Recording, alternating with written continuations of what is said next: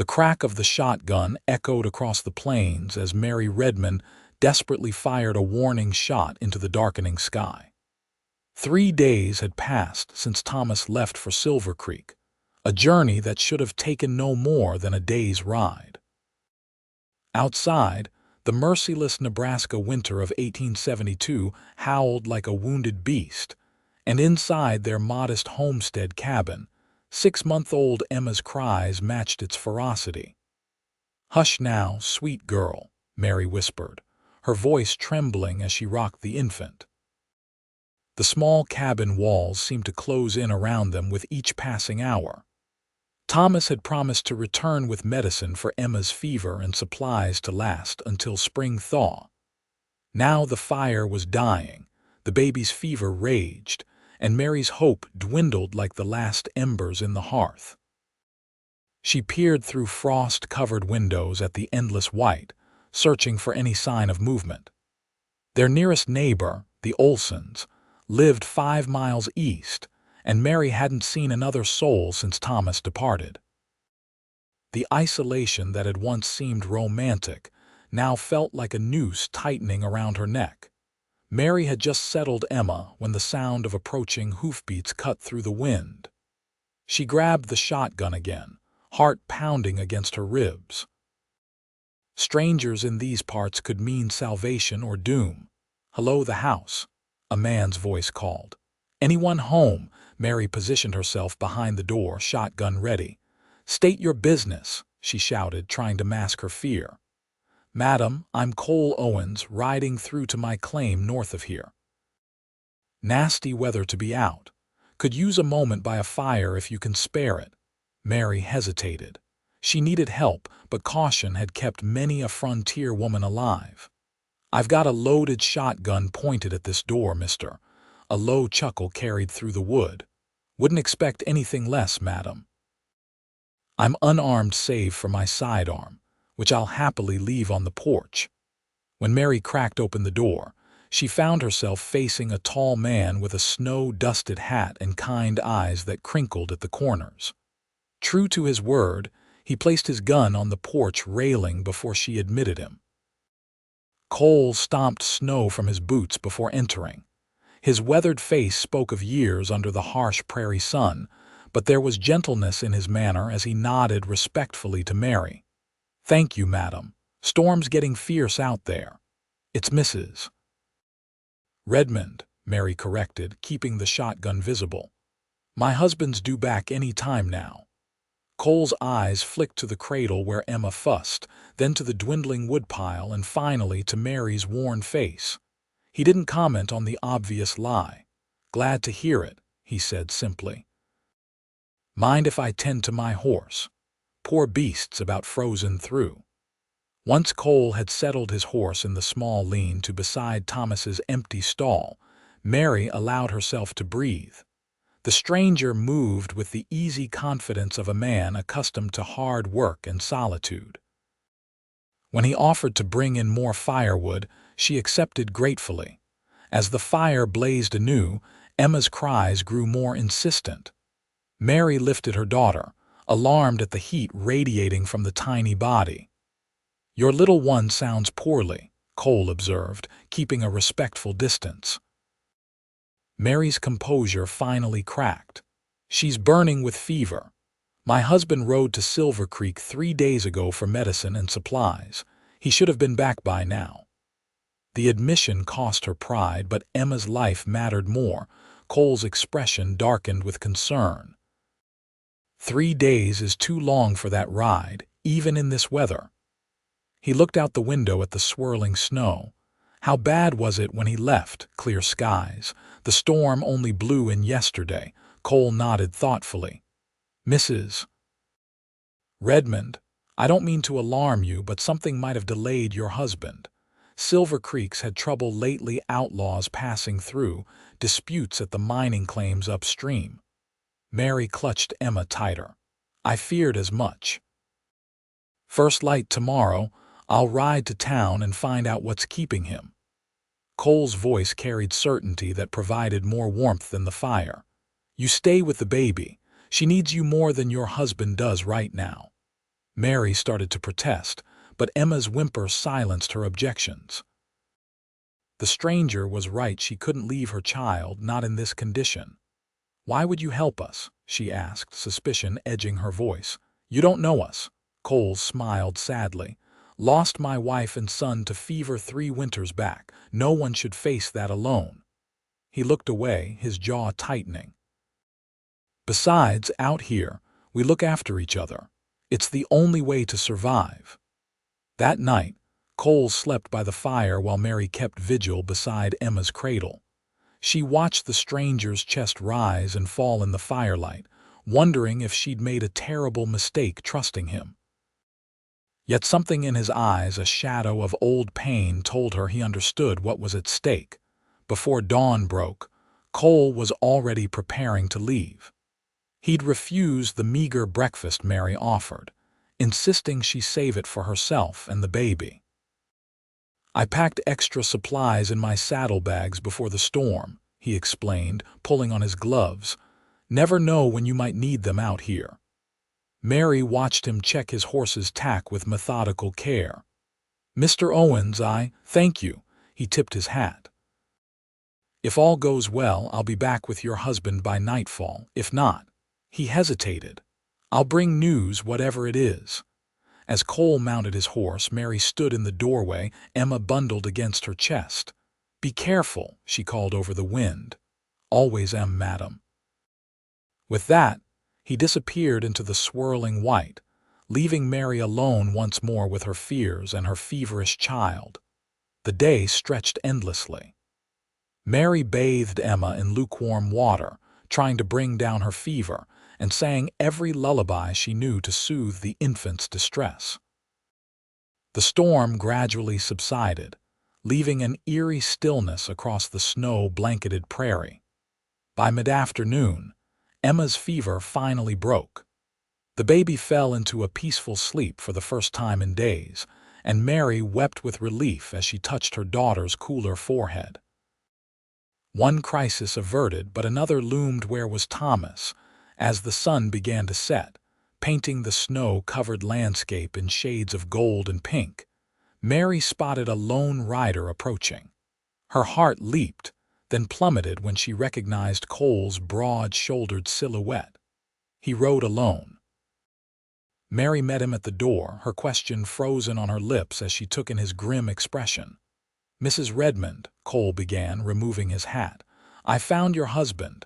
The world tilted beneath Mary's feet. "Is he—" "He's alive," Cole assured her quickly, "but he's been shot. Doctor in town's tending to him." Mary staggered backward, gripping the doorframe for support. "Shot? How? Why?" Cole stepped inside, his expression somber. "There was trouble at the general store. Seems a gang hit the bank and your husband walked right into the middle of it. Took a bullet in the shoulder trying to help the shopkeeper's wife get to safety." "That sounds like Thomas," Mary whispered, pride mingling with fear. "Always trying to help." "He's a brave man," Cole agreed. "Doctor says he'll recover, but he lost a lot of blood. He can't be moved for at least a week, maybe more." Mary sank into a chair, the implications washing over her. A week without Thomas. Limited supplies. A baby recovering from illness. The isolation of their homestead suddenly seemed more dangerous than ever. "What am I going to do?" she murmured, more to herself than to Cole. Cole cleared his throat. "I've been thinking about that, Mrs. Redmond. My claim's not far, as I mentioned. I could stay nearby, help with the heavy work, hunting, whatever you need until your husband's well enough to return." Mary looked up sharply. "That's too much to ask of a stranger." "Not asking, offering." Cole's eyes met hers steadily. "Your husband would do the same for my wife if our situations were reversed. Your wife is—" Mary trailed off, remembering what he'd told her. Gone, 3 years now.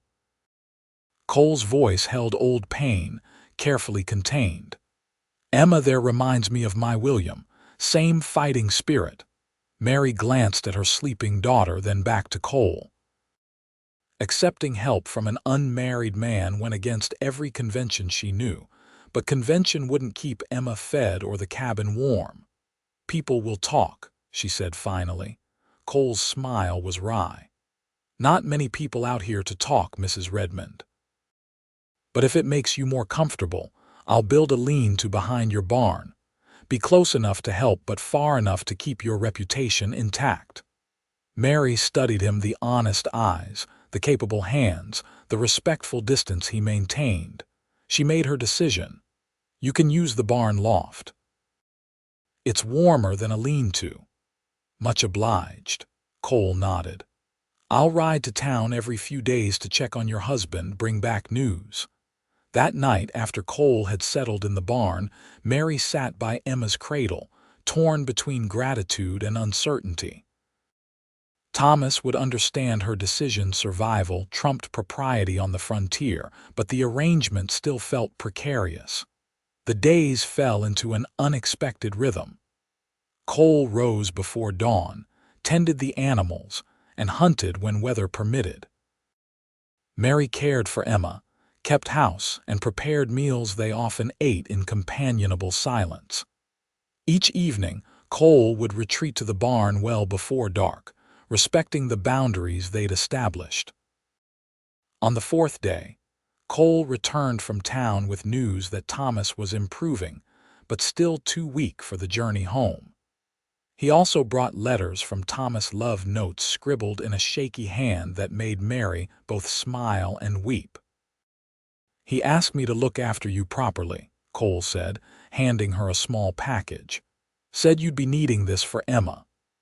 Inside was the medicine Thomas had originally gone to town to purchase. Mary clutched it to her chest, overwhelmed by her husband's devotion even from his sick.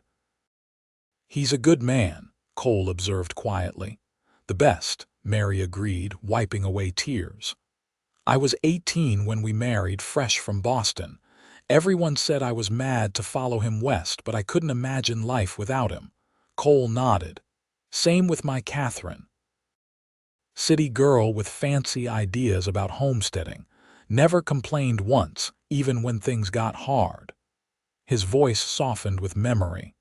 "She loved it out here, the space, the sky. Said she could breathe for the first time in her life." Mary recognized the expression on his face, love transmuted into grief but never diminished. "How do you bear it?" she asked impulsively. "The loss?" Cole was silent for so long she thought he wouldn't answer. "One day at a time," he finally said. "Some days are harder than others. But there's still beauty in the world, still reasons to keep going." The snow returned that night, blanketing the world in silence. Mary woke to find the barn path cleared and fresh coffee brewing on the stove. Cole had left a note saying he'd gone to check his trap lines and would return by midday. As Mary nursed Emma by the fire, she found herself thinking of Cole's absent wife. Had she too sat nursing a child in a lonely cabin, watching the snow and waiting for her husband's return? The thought created an unexpected bond across time with the woman she'd never meet. When Cole returned, his face was flushed with cold but triumphant. "Caught enough rabbits for a proper stew," he announced, holding up his prize. "And found a patch of winter berries under the snow. They'll help keep the sickness away." Mary smiled, accepting the berries. "You're full of surprises, Mr. Owens." "Cole," he corrected gently. "After all this, seems strange to stand on formality." "Cole," Mary repeated, and something shifted between them, not improper but warmer, a friendship forming in the crucible of necessity. That evening, as they shared rabbit stew, Cole taught Mary how to play checkers with a set he'd carved during the long evenings in the barn. She proved a quick study, beating him by their third game. "Thomas will never believe I beat you," she laughed, the sound surprising her. She couldn't remember the last time she'd laughed. Cole grinned. "I may have let you win." "You absolutely did not," Mary protested, then caught herself, suddenly aware of how comfortable she'd become in his presence. She stood abruptly. "It's getting late." Cole's expression sobered immediately. "So it is. "Thank you for the meal, Mrs. Redmond." He gathered his coat and hat, retreating to the respectful distance he always maintained. "I'll head out to the barn now." Mary nodded, relieved and somehow disappointed at the same time. "Good night, Cole." The next morning brought blue skies and milder temperatures. Mary hung laundry while Emma napped, enjoying the sun on her face after so many gray days. She spotted Cole repairing a loose board on the barn wall, his sleeves rolled up despite the cold. "Thomas has been meaning to fix that for months," she called. Cole looked up, shielding his eyes against the sun. "Thought I'd make myself useful. Your husband will have enough to do when he returns." The reminder of Thomas was both comforting and disquieting. Each day without him stretched longer than the last, yet somehow the loneliness had eased since Cole's arrival. A week passed, then another. Cole's trips to town brought encouraging news. Thomas was regaining strength. The doctor was pleased with his recovery, and he might be well enough to travel soon. "He's anxious to get back to you and Emma," Cole reported, his eyes fixed on the horizon rather than Mary's face. "Can't say I blame him." Mary felt a curious pang at the words. Soon, Cole would ride away to his solitary cabin, and their unexpected friendship would end. The thought left her melancholy in a way she couldn't quite justify. The turning point came unexpectedly. Mary was gathering eggs when Emma's cries erupted from the cabin. She rushed back to find Cole already there, the baby in his arms as he paced the floor, speaking softly. "There now, little one. Your mama's coming. Just hold on." Emma, remarkably, had quieted at his voice, her tiny hand wrapped around his finger. "I heard her crying," Cole explained hastily. "Door was open. I shouldn't have. It's all right," Mary assured him, taking Emma. "Thank you." Their hands brushed in the exchange, and Mary felt a jolt of awareness she immediately tried to suppress. Cole stepped back, his expression unreadable. "I should check the perimeter fence," he said stiffly. "Saw signs of wolves yesterday." Before Mary could respond, he was gone, leaving her confused by the sudden tension between them. That night, a blizzard swept in without warning, howling around the cabin with frightening intensity. Mary stoked the fire higher, grateful for the substantial woodpile Cole had built up. When a particularly violent gust rattled the windows, she found herself wishing he were in the cabin rather than the drafty barn. Just past midnight, a crash from outside sent Mary scrambling for the shotgun. The door burst open, bringing a swirl of snow and Cole, his face bloodied. "Barn roof collapsed," he gasped, struggling to close the door against the wind. "Part of it caught me on the way out." Mary rushed to help him to a chair, alarm replacing her initial fear. "You're bleeding." "Just a scratch." Cole touched his forehead, seeming surprised by the blood on his fingers. "Sorry to burst in. Didn't have much choice." Mary fetched water and clean cloth, her hands steady as she cleaned the wound. It wasn't deep, but had bled freely as head wounds often did. Cole sat motionless under her ministrations, his eyes closed. "You could have been killed," Mary said, her voice trembling slightly. Cole's eyes opened, meeting hers. "Takes more than a barn to finish me off." The storm raged too fiercely for Cole to return to what remained of the barn. By unspoken agreement, he made a pallet near the fire while Mary and Emma took the bedroom. Yet sleep eluded Mary as she listened to the wind, and thought of the man just beyond her door, a man who'd risked his life to help a stranger's family, who spoke so tenderly of his lost wife, who treated her with unfailing respect. Morning revealed the storm's damage. The barn's roof had indeed partially collapsed under the weight of snow. Cole's horse, thankfully, was unharmed, having sheltered in the still intact portion. "I can repair it," Cole assessed, surveying the damage. "Might take a few days." Mary nodded, already worried about the propriety of Cole remaining in the cabin while the repairs progressed. As if reading her thoughts, he added, "I can rig a shelter in what's left of the structure. It won't be comfortable, but it'll do." "Don't be ridiculous," Mary said firmly. "You nearly froze last night. The cabin's plenty big enough."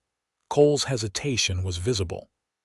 "Mrs. Redmond, Mary, I gave your husband my word I'd look after you properly. That means respecting certain boundaries. And freezing to death would help my husband how exactly?" Mary challenged. "Thomas would be the first to insist you stay in the cabin."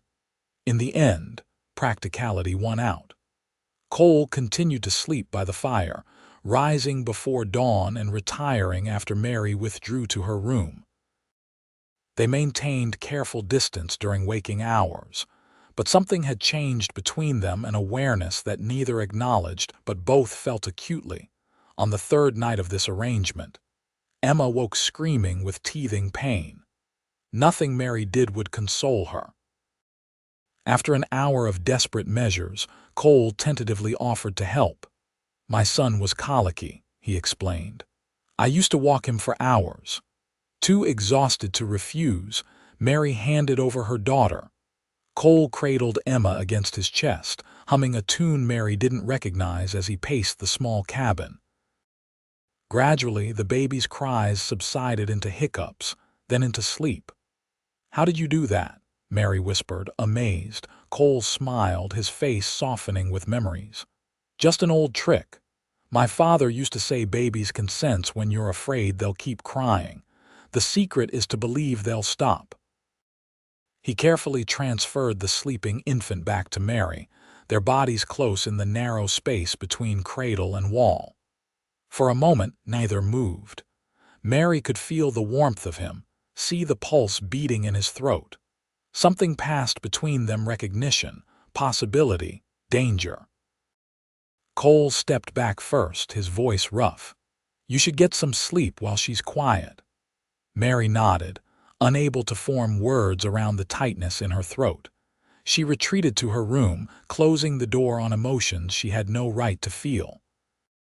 The next day, they worked side by side to repair the barn roof, speaking only when necessary, each wrapped in private thoughts. When Cole announced he would ride to town the following morning to check on Thomas, Mary felt relief mingled with a guilt she couldn't name. Cole returned from town with unexpected news. Thomas was well enough to travel, but the doctor insisted he take the stage rather than ride. He would arrive in 3 days' time. "That's wonderful," Mary said, her smile genuine if complicated. "Emma will be so happy to see her father." Cole nodded, his expression carefully neutral. "I should get my claim back in order before the next storm. I'll head out tomorrow." Mary's protest died unspoken. Of course he would go, his duty was fulfilled, his promise kept. Yet the thought of his departure left a hollow feeling she couldn't ignore. That night, after Emma was settled, they sat by the fire for the last time. The checkerboard lay between them, pieces moving in familiar patterns as they played one final game. "Thank you," Mary said suddenly, "for everything you've done. Thomas and I can never repay you." Cole looked up, the firelight casting shadows across his face.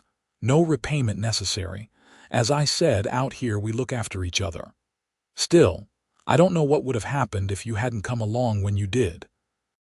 "You'd have managed," Cole said with quiet certainty. "You're stronger than you think, Mary Redmond." The use of her name sent an unexpected warmth through her. "Will you?" she began, then faltered.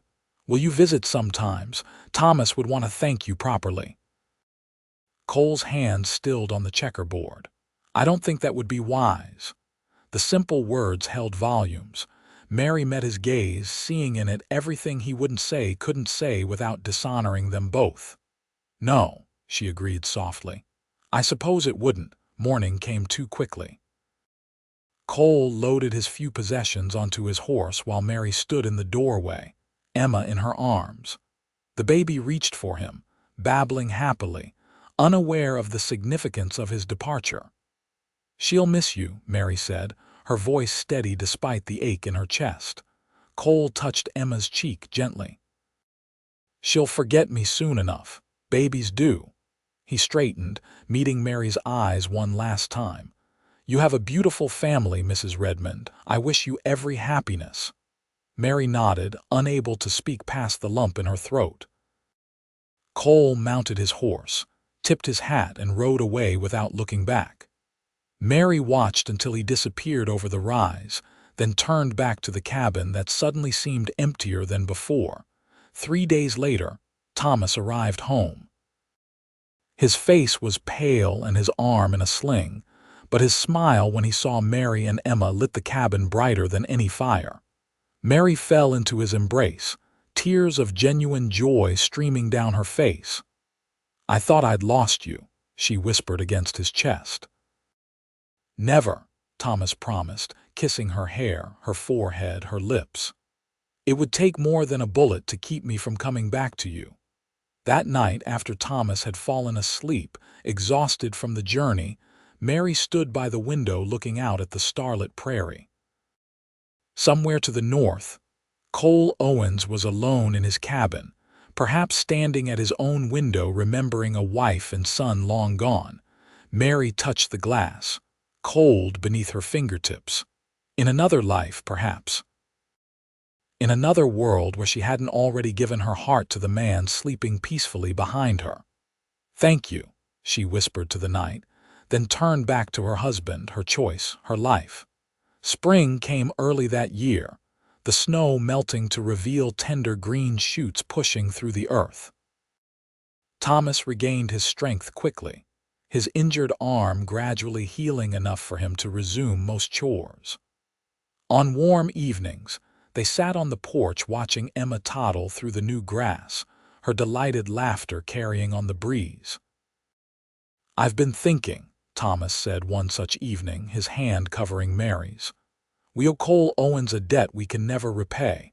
I'd like to invite him for Sunday dinner someday, properly thank the man who saved my family." Mary's heart stuttered. He mentioned moving on once the trails cleared. Said there was nothing holding him here anymore. Thomas nodded thoughtfully. "Shame. Good men are hard to find out here." He squeezed her hand. "I'm the luckiest of them all coming home to you and Emma." Mary leaned her head against his shoulder, watching their daughter explore the world around her. "We're the lucky ones," she said softly, "having you come home to us." In the distance, a lone rider appeared on the horizon, silhouetted against the setting sun. For a moment, Mary's breath caught, but it was only a passing stranger, someone else's story unfolding across the vast prairie. She turned back to Thomas, to Emma, to the life they were building together. Some choices were made long before the choosing seemed necessary. Some debts could never be acknowledged, let alone repaid. And some love stories remained forever untold, preserved only in the private chambers of the heart, as vast and secret as the prairie sky above them.